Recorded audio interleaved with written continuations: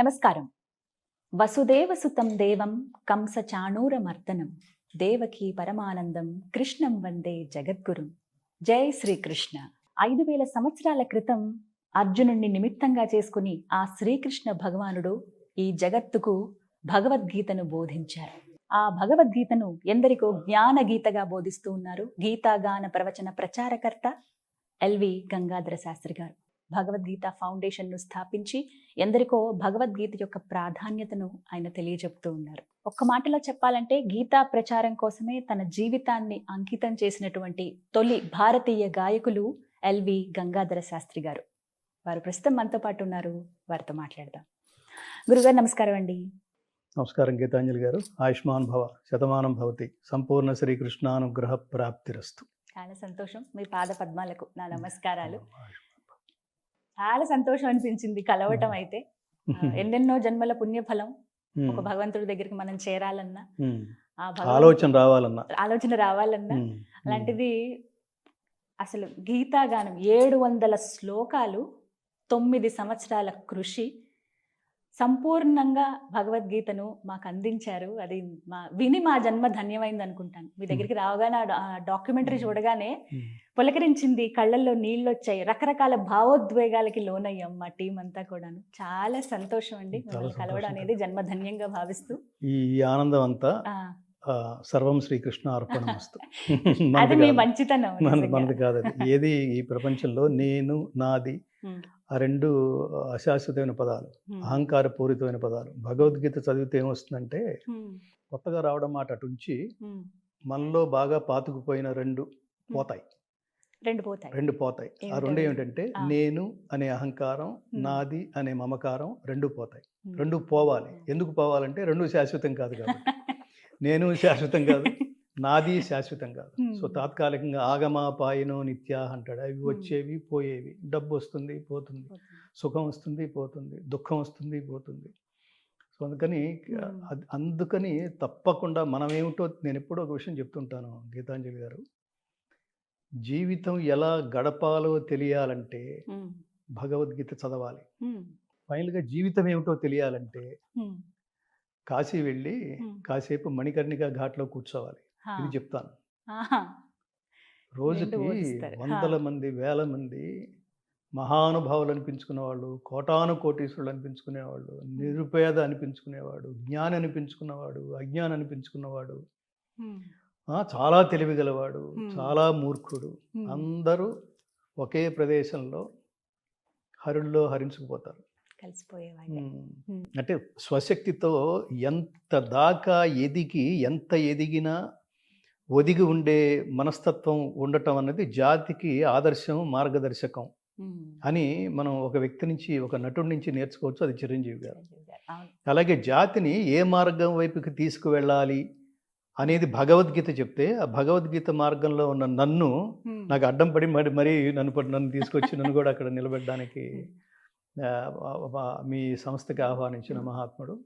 మీరు నిరంతరం, మనం ఇప్పుడు మాట్లాడే కాన్వర్సేషన్ దగ్గర నుంచి నిరంతరం మీ ఛానల్ నుంచి, మీ స్క్రీన్ నుంచి లోకాన్ని నిరంతరం పాజిటివ్గానే ప్రభావితం చేసే మంచి కార్యక్రమాలనే చేయుదురుగాక.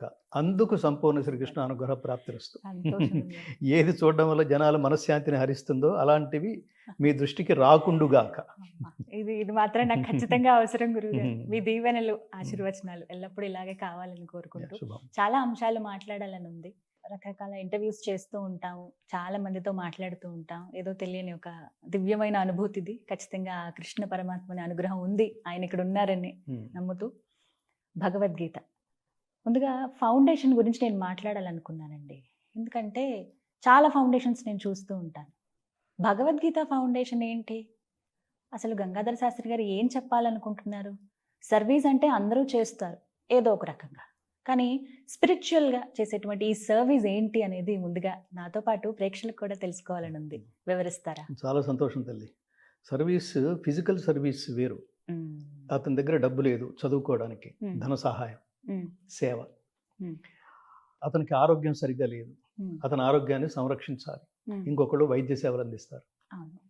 ఇంకొకళ్ళు పాపం ఇందాక చెప్పినట్టు చదువుకోవడానికి డబ్బు లేకపోతే ఆ సేవ, పేదవాళ్ళకి సేవ, ఉమ్, అన్నదానం అదొక సేవ. ఉమ్, అంటే అవును. సేవ అంటే ఏమిటంటే ఇక్కడ ఈ ఆధ్యాత్మికతకి సేవకి చాలా అవినాభావ సంబంధం ఉంది. ఉమ్, సేవ లేకపోతే ఆధ్యాత్మికత పరిపూర్ణం కాదు. ఊరికే కబుర్లు చెప్పేసేయటం కాదు. ఉమ్, ఇవన్నీ తెలుసుకుని మనం స్థాపించిన ఈ ఫౌండేషన్ స్థాపించాలనే లక్ష్యంతో చేయలేదు. ఇతరుల్ని మన కోసం ఉపయోగించుకుంటే దాని పేరు స్వార్థం. ఉమ్, మనం ఇతరులకు ఉపయోగపడితే దాని పేరు సేవ.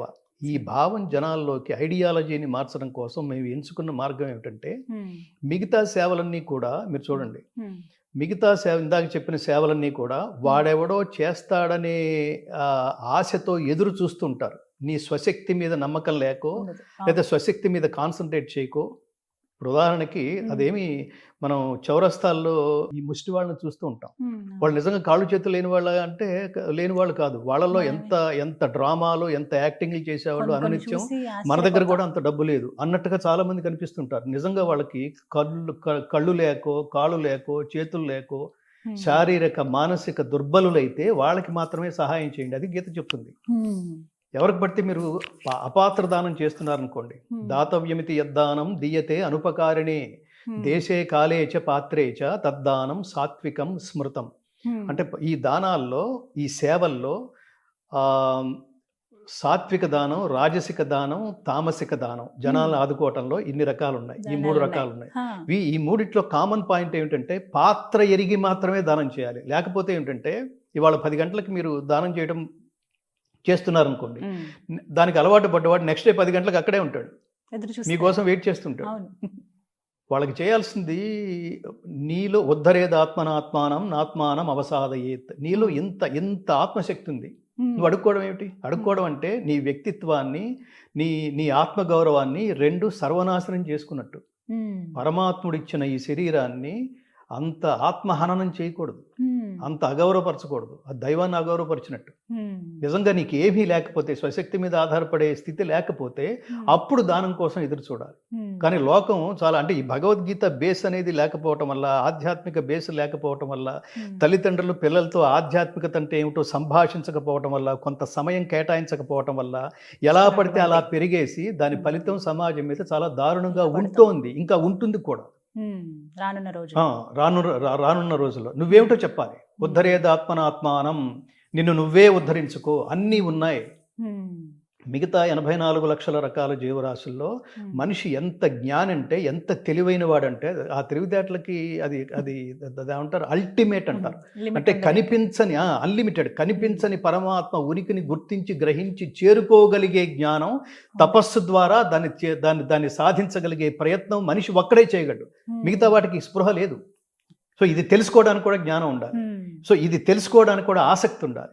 దీన్ని బాల్య దశ నుంచే తల్లిదండ్రులు పిల్లలకి, what is spirituality, be spiritual from your childhood అంటాం మనం. జనాలకి తెలియాల్సింది అంటే ఈ స్పిరిచువాలిటీ అంటే ఆధ్యాత్మిక జ్ఞానం లేదా అధ్యాత్మ జ్ఞానం. ఇదేదో ఇదేదో చాలా పెద్ద పెద్ద పదాలు అయిపోయినట్టు, వీటిని రిటైర్మెంట్ తర్వాత చూసుకుందాంలే, ఇప్పుడు మనకేం ఉపయోగం లేదు అన్నట్టుగా దాన్ని కొన్ని దశాబ్దాల పాటు, కొన్ని తరాల పాటు అదే పద్ధతిలో చూస్తూ ఉండేవాళ్ళం. మా నాయనమ్మ దగ్గర భగవద్గీత ఉండేది, మా నాన్న దగ్గర ఉండేది కాదు. మా నాన్న యంగ్, మా నాన్నకి 17-18 ఏళ్ళకి పుట్టాను నేను. ఆయన దగ్గర భగవద్గీత లేదు. ఆయన తల్లిగారి దగ్గర భగవద్గీత ఉండేది.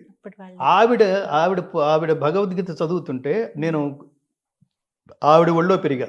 నా భగవద్గీత మొట్టమొదట నేను విన్నది, సుశ్రుతిలో నేను భగవద్గీత విన్నది మా నాయనమ్మ గారి ఒళ్ళో. అప్పుడు నేను అలా చూస్తుంటే చుట్టూతో అందరూ ముసలాళ్ళు ఉండేవాళ్ళు. మనకి బీజం ఎలా పడుతుంది బాల్య దశలో? భగవద్గీత ఇప్పటిది కాదు, మొదటిది రిటైర్మెంట్ సబ్జెక్టు. దాని అవసరం ఇప్పుడు లేదు మనకి, అప్పుడు చూసుకుందాంలే అనేది బీజం బలంగా పడుతుంది. అంటే కృష్ణారామ అంటూ అప్పుడు చూద్దాంలే. కానీ నిజానికి అప్పుడు చూద్దాం, నేను ఎప్పుడు చెప్తుంటాను ఇది, తర్వాత చూద్దాం అనుకుంటే చూపు ఉండదని, తర్వాత చేద్దాం అనుకుంటే ఓపిక ఉండదని. ఎవడైతే జీవితం ప్రారంభ దశలోనే తెలుసుకుంటాడో, అలా జీవితం ప్రారంభ దశలోనే తెలుసుకోవటం వల్ల జీవితం అత్యద్భుతంగా జనాలకి స్ఫూర్తిదాయకమైన జీవితం గడపగలడో, అంతటి ఉత్తమ జీవితం ఇవ్వగలిగే ప్రపంచంలో ఏకైక గ్రంథరాజం, ఏకైక కర్తవ్యబోధ భగవద్గీత.